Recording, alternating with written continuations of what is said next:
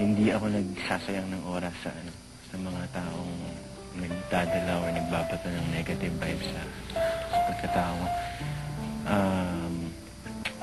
Dapat nga magpasalamat pa ako sa kanila dahil sa mga natutunan ko, the more ka ang tawag ko, parang life or the more kang sinusubukan, the more kang pinuput down. Oo, ayun, the more ka pinuput down, mas lalo ko minamahal ng Diyos. So, salamat salamat dahil naging instrumento sila dahil mas napapalapit ako sa Diyos. Say goodbye when I can barely say goodnight. If I can hardly take my eyes from yours, how far can I go?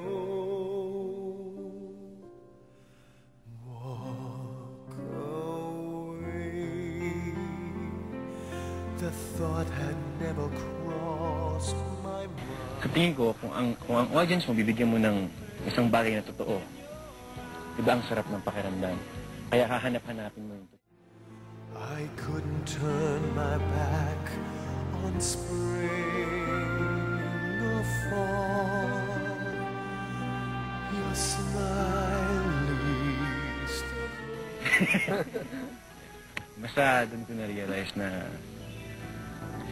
hindi ko kayang mawala si Bea sa akin. Not in any way.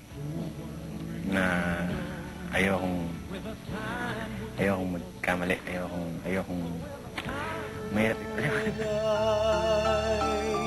Say always, I mean forever. I trust tomorrow as much as today. Mahalaga sa akin yan, bilang Sa akin ang mahalaga yung nangyari sa akin. Siguro hindi lang siguro ko pwedeng dumitalya para sa amin nilang dalawa. Pero yun lang. Didetali lang ng konti. Did you realize that you were in love, that you were falling in love with Bea nung kayo nasa Amerika? I am not afraid to say I love you, and I promise you I'll never say goodbye. We're dancers on a crowded floor, while other dancers live from song to song. Our music goes on and on. Hindi mo kayang mawala. Siguro dumadaan kami sa stage na nalalaman namin para sa sarili namin na kung ano yung halaga ng isa't isa. Na halaga na maaaring magdala sa inyo sa pag-iibigan. Na ano If I never leave your arms, I really would have traveled everywhere, for my world is there.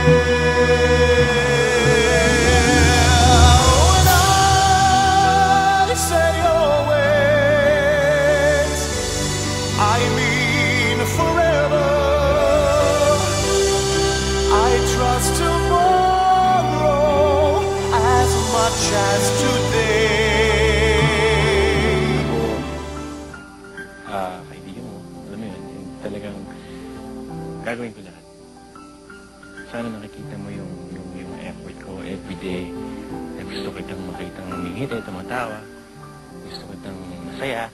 Kaya gagawin ko lahat bilang kaibigan mo. Para maging. Not afraid to say I love you.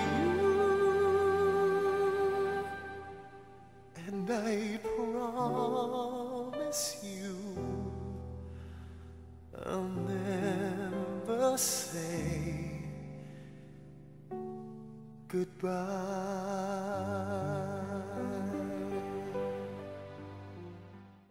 Katagpo ka ng isang kaibigan na parang pareho kayo ng napagdaanan or pareho kayong damdamin nyo yung parang nag-unite in some sort of way. Parang ganon. And that resolve is very strong. Kahit anong mangyari, hindi ko iiwanan ng kaibigan. Sarap pakinggan. Are you starting to realize na mahal mo si Bea? Hindi bilang kaibigan, sobra sa kaibigan. The intensity is there. I mean, patagal na rin tayong nag-uusap. I mean, blangkahan na ito. But this is the first time I'm seeing you like this. Are you falling in love with her? Mahal ko si Bea. Mahal ko siya. Hindi ko alam kung saan pupunta to. Pero, ang alam ko lang kung ano ako ngayon, kung ito nakikita mo, nakikita ng tao, totoo to. How could I ever say